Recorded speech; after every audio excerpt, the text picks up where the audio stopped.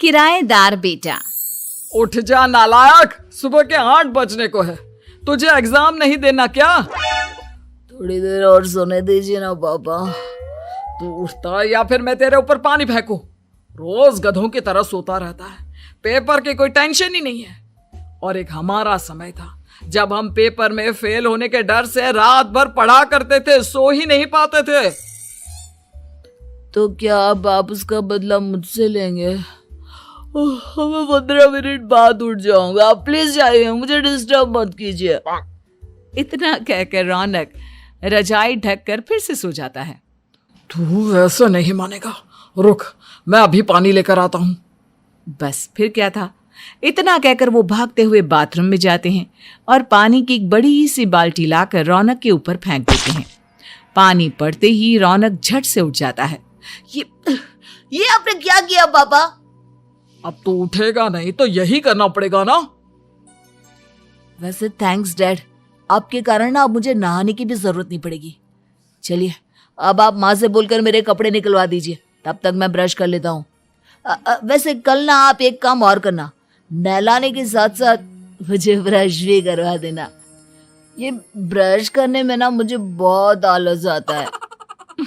रौनक की बातों से अरविंद का मुंह खुला का खुला रह जाता है। वो अपनी पत्नी कमला के पास जाता है और रौनक की हरकतों के बारे में बताता है, जिसे सुन उसकी पत्नी हंसने लगती है। तुम अपने बेटे को समझाने के बजाय हंस रही हो। रौनक बच्चा है, धीरे धीरे सुधर जाएगा, आप क्यों उसके पीछे पड़े रहते हो? अभी नहीं सुधरेगा तो कब सुधरेगा? 10वीं क्लास में है रौनक, वो अब कोई बच्चा नहीं रहा। अरविंद की इतना बोलते ही वहां रौनक भी आ जाता है।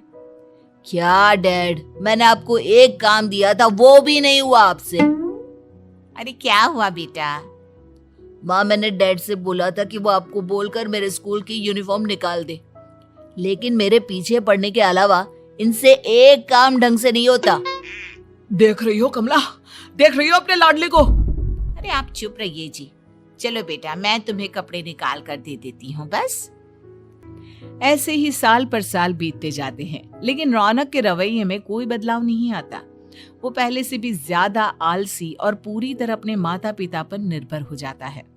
2 साल बाद पता नहीं कहाँ गायब रहता है पूरे दिन, अब तक तो आ जाना चाहिए था। अरे आप इतनी फिक्र क्यों कर रहे हैं उसकी? दोस्तों के साथ खेल रहा होगा, आ जाएगा अभी। ये कोई टाइम है खेलने का? 10 बजने वाले हैं, इतनी रात में कौन खेलता है? कमला कुछ कहती उससे पहले ही रौनक वहां आ जाता है। मम्मी जल्दी से खाना लगा दो, बहुत भूख लग रही है। तुम्हें तब तक खाना नहीं मिलेगा जब तक तुम बता नहीं देते कि इतनी रात गए कहां से आ रहे हो। ओ प्लीज डैड, अब आप एसी पे प्रद्युमन बनकर मेरे सर पर बंदूक लेकर मत बैठ जाना। अपनी फालतू की बकवास बंद कर और बता कहां से आ रहा है। माँ अब समझाइए ना डैड को। बता देना बेटा, इनको भी तसल्ली हो जाएगी। आप बोल रही हैं तो बता देता हूँ, मैं दोस्तों के साथ मूवी देखने गया था, इसलिए देर हो गई। तो इन सब चीजों में मेरे पैसे उड़ाता है। कभी 1 रुपया कमाने के बारे में सोचा है तूने? जब देखो हवा की तरह पैसे उड़ाता रहता है। माँ अब आप इन्हें चुप करा दीजिए, वरना ना मुझे गुस्सा आ जाएगा। अच्छा क्या कर लेगा? बता ना क्या कर लेगा तू? वैसे बात तो ठीक ही है, मैं कर ही क्या सकता हूँ, पैसे तो फिर भी मैं आपसे ही मांगूंगा ना। चलिए अब ये सब बात छोड़िए और मम्मी मेरे लिए खाना लगा दीजिए। अभी लगा देती हूँ बेटा। मैं बता रहा हूँ कमला, एक दिन ये ऐसे ही बिगड़ जाएगा। ओफो, आप क्यों इतना पीछे पड़े रहते हो मेरे बच्चे के? बात की बाद में देखेंगे, अभी आप शांति से उसे खाना खाने देंगे। अगले दिन डैडी मुझे 10,000 रुपए चाहिए। हाँ? अब इतने पैसे क्यों चाहिए तुझे?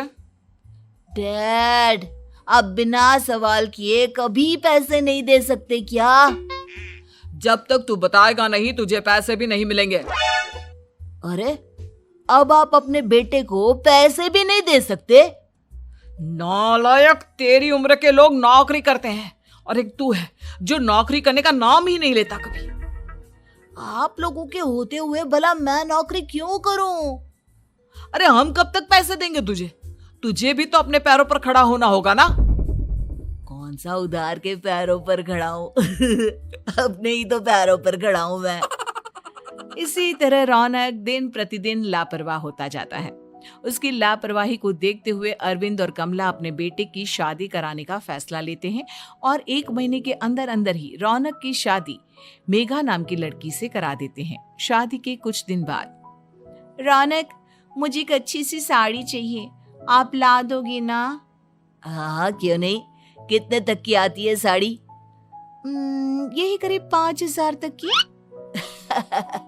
तुम चिंता मत करो, मैं आज ही डैडी से पैसे मांगकर तुम्हारे लिए साड़ी ले आऊंगा। आप कब तक ऐसे ही अपने पापा से पैसे मांगते रहेंगी? कोई अच्छी सी नौकरी क्यों नहीं कर लेते आप? अरे डैड के होते हुए मुझे नौकरी करने की जरूरत ही क्या है? पर आप ऐसे कब तक उनसे पैसे मांगते रहेंगे? कुछ आपको अपने दम पर भी तो करना होगा ना। अब तुम भी बाकी लोगों की तरह मुझे ज्ञान देना शुरू मत कर देना। साड़ी चाहिए ना तुम्हें, मिल जाएगी बस। इतना कहकर रौनक अपने पिता से पैसे मांगने चला जाता है। डैडी, मुझे 5,000 रुपया चाहिए। अब 5,000 क्यों चाहिए तुझे? वो मेघा को साड़ी चाहिए थी। अरविंद आगे बिना कुछ कहे चुपचाप उसे पैसे निकाल कर दे देता है। कुछ दिन बाद, तुम्हें नहीं लगता कमला, रौनक हम पर पहले से भी ज्यादा डिपेंड हो गया है? मुझे तो अब उसके भविष्य की चिंता होने लगी है। कल को हमें कुछ हो गया तो वो क्या करेगा? काश तुमने पहले ये सोच लिया होता तो आज हमारा बेटा इतना लापरवाह नहीं होता। तब मुझे कहाँ पता था कि मेरा लाड प्यार उसे इतना बिगाड़ देगा कि वो इस हद तक लापरवाह बन जाएगा। कोई बात नहीं, अभी भी देर नहीं हुई। मुझे पता है उसे कैसे सुधारा जा सकता है। कैसे? अरविंद कुछ कहता उससे पहले रौनक वहां आ जाता है और पैसों के लिए हाथ फैलाने लगता है। डैड, मैं और मेघा बाहर घूमने जाना चाहते हैं। अरे वाह, ये आज सूरज कहाँ से निकला है? Dad please. अच्छा चलो अब मुद्दे की बात करो। मुझे अब 25,000 चाहिए। अब तुम्हें 1 रुपया भी नहीं मिलने वाला। अगर तुम्हें पैसों की इतनी ही जरूरत है तो कोई ढंग की नौकरी कर लो। मम्मी, आप कुछ कहिए ना डैड को। बेटा, वो गलत क्या बोल रहे हैं? ये सब हम तेरे भले के लिए ही तो कर रहे हैं। मम्मा, मैंने बताया ना आपको, मुझे नहीं करनी कोई जॉब वॉब। तो ठीक है, निकल जाओ हमारे घर से। तुम्हारे जैसे लोगों के लिए मैंने ये घर खड़ा नहीं किया है। जितना ये घर आपका है ना, उतना ही मेरा भी है। मैं कहीं नहीं जाने वाला। जाना तो पड़ेगा ही तुझे, क्योंकि अब मैं तेरा कोई भी खर्चा नहीं उठाने वाला। ठीक है, मत उठाइए मेरा खर्चा, मैं अपने दम पर भी जी सकता हूँ। तो बेशर्मों की तरह अब तक यहाँ क्यों खड़ा है? अपना सामान ले और निकल जाए यहाँ से। रौनक पैर पटकते हुए वहां से चला जाता है। घर से निकालना जरूरी है क्या उसे? बिना पैसों के कौन रखेगा उसे किराए पर?